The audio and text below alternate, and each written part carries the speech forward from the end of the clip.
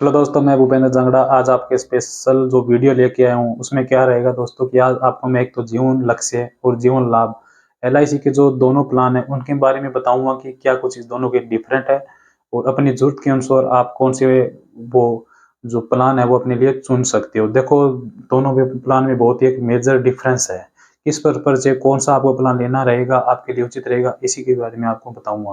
तो दोनों की कुछ टर्म एंड कंडीशन है, कितने टाइम का पीपीटी रहेगा वो उसकी आपको वीडियो जो नीचे लिंक के डिस्क्रिप्शन में मिल जाएगी, तो वहाँ पे आप जाके देख सकते हैं। आज दोनों के प्लान में मैं मेजर आपको डिफरेंस बताऊंगा और नेक्स्ट वीडियो में मैं आपको बताऊंगा कि दोनों प्लानों में अगर हम 50,000 रुपये साल के अगर इन्वेस्ट करते हैं यानी कि सेविंग बचत शुरू करते हैं तो उसमें हमें कितना क्या रिटर्न मिलेगा, ये दोस्तों मैं बताऊंगा आपको नेक्स्ट वीडियो में। तो चलिए दोस्तों, क्या है कि मैं स्टार्ट करता हूँ आपको वीडियो बनाने में।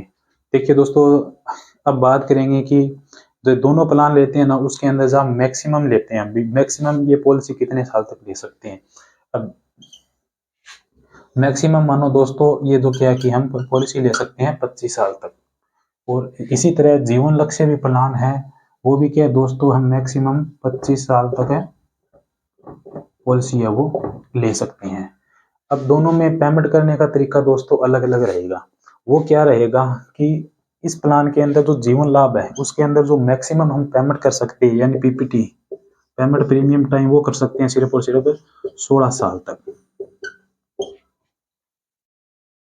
और इस प्लान के अंदर जीवन लक्ष्य प्लान के अंदर दोस्तों क्या रहेगा कि जितने साल की पॉलिसी है उससे क्या है 3 साल कम तक टाइम तक हम इस प्लान के अंदर पेमेंट कर सकते हैं। 3 साल कम हो गया ये दोस्तों।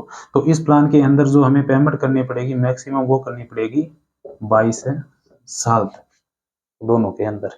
यानी इसके अंदर हमें कम से जो पेमेंट लेनी है 16 साल तक करनी है और 25वें साल हमें मेच्योरिटी के समय पैसा है वो मिल जाएंगे। दोनों में 25 साल में मेच्योरिटी। ये तो क्या है कि दोस्तों एक एंडोमेंट प्लान है। दोनों एंडोमेंट प्लान इस तरह से रहते हैं कि इसमें जो पैसा मिलता है हमें सारा सारा पैसा एक साथ मिलता है, यानी बीच में इस प्लान के अंदर पैसा आपको नहीं मिलता। अब दोस्तों दोनों के अंदर मेजर डिफरेंस आते हैं। वो आते हैं दोस्तों कि जो लाइफ इंश्योरेंस के प्लान खरीदते हैं वो क्या कि हम कहीं ना कहीं सिक्योरिटी के रूप में खरीदते हैं भी परिवार की सुरक्षा के लिए। तो इस प्लान के अंदर दोस्तों क्या रहेगा, अगर व्यक्ति सेफ है बिल्कुल कोई दिक्कत नहीं, उसने 25 साल आराम से पूरे कर लिए, 16 साल पेमेंट की, 25 साल मेच्योरिटी के रूप में सारे सारे पैसे उसके परिवार को मिल जाएंगे। और इस प्लान में दोस्तों ये रहेगा कि उसने कि 22 साल तक पैसे किए, 25 साल उसकी मेच्योरिटी मिल गई, आराम से रिलैक्स है, कोई दिक्कत नहीं। अब दोस्तों मेजर डिफरेंस आता है कि अब मानो व्यक्ति की क्या है कि मौत हो गई है जिसने ये प्लान अपनी फैमिली के लिए लिया है, तो वहां पर दोस्तों इस प्लान के अंदर क्या रहेगा, जीवन लाभ के अंदर क्या क्या रहेगा। अब माने व्यक्ति की पॉलिसी लेने के 10 साल बाद अब व्यक्ति की डेथ हो जाती है। अगर एक्सीडेंटल डेथ हुई है तो उसके अकॉर्डिंग, अगर नेचुरल डेथ हुई है तो उसके, अगर मान लो एक्सीडेंटल डेथ हुई है तो एक्सीडेंटल का जितना भी बीमा बना है जो भी बोनस वगैरह इंक्लूड हो गए। अब मान लो यहाँ पे बना है 10 लाख रुपए, मतलब कितना भी उसने अगर बीमा धन 10 मतलब जो भी उसने प्रीमियम जिस हिसाब से प्लान लिया, अब 10 लाख रुपए बना है तो उसके नॉमिनी को पूरा पूरा मिल जाएगा यहाँ पर। और एक्सीडेंटल हो गया तो कुछ ज्यादा मिल जाएगा, इसके अंदर मान लो 15 लाख रुपए मिल जाएगा, 18 वो जो प्लान ले रहे हैं उसके हिसाब से। और प्लान को यहाँ पे क्लोज कर दिया जाएगा दोस्तों। अब जीवन लक्ष्य प्लान में दोस्तों क्या रहता है इस प्लान के अंदर, अब मानो यहीं पे व्यक्ति की क्या है कि 10 साल की पॉलिसी की और व्यक्ति नहीं रहा उस प्लान के अंदर, और उसने जो बीमा धन लिया था मानो वो लिया था दोस्तों 10 साल। अब मानो इसने बीमा धन लिया था वो लिया था 10 लाख रुपए का। तो जैसे ही 10 उसके, अगर उसने टर्म राइडर लिया था यानी कि एक एक्स्ट्रा दुर्घटना का साथ में क्या है कि इसके अंदर एड ऑन रहता है, वो भी है इसके अंदर जीवन लाभ के अंदर रहता है लेकिन फाइनेंशियली इसके अंदर जीवन लक्ष्य के अंदर अगर उसने जीवन और टर्म राइडर अगर साथ में ऐड किया है तो उस प्लान में क्या रहेगा दोस्तों कि जैसे ही व्यक्ति की डेथ होती है तो 10 लाख रुपए उसी टाइम क्या है कि नॉमिनी को मिल जाएगा।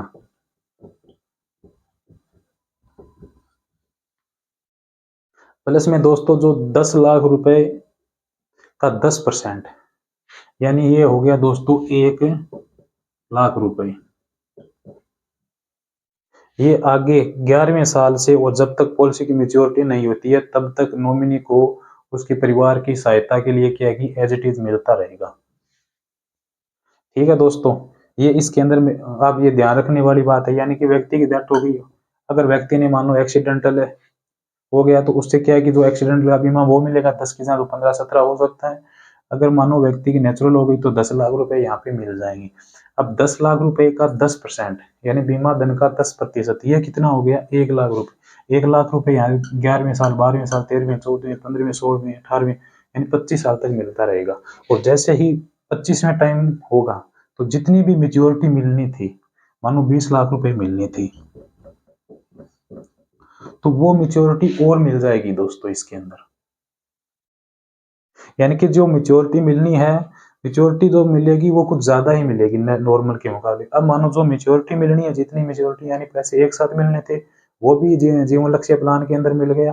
प्लस में जो दुर्घटना अगर हो जाती है तो परिवार की सहायता के लिए हर साल 1-1 लाख रुपए बीमा धन का 10%। अब अगर मानो बीमा धन यहाँ पे 20 लाख रुपए होगा तो क्या कि बीमा धन का 20 लाख का 10% यानी 2 लाख रुपए हर साल कंटिन्यू एज इट इज आप पे क्या है कि आपके नॉमिनी को है वो मिलता रहेगा, और मेच्योरिटी भी रहेगी। और जीवन लाभ प्लान में क्या रहेगा दोस्तों, जैसे ही अगर पे करने वाला है उसकी डेथ होगी, डेथ होती ही उसकी क्या है कि उसका जो भी जितना भी बीमा बोनस मिलता है वो मिला के यहाँ पे प्लान को क्लोज कर दिया जाएगा, आगे प्लान कंटिन्यू नहीं रहेगा। तो ये था दोस्तों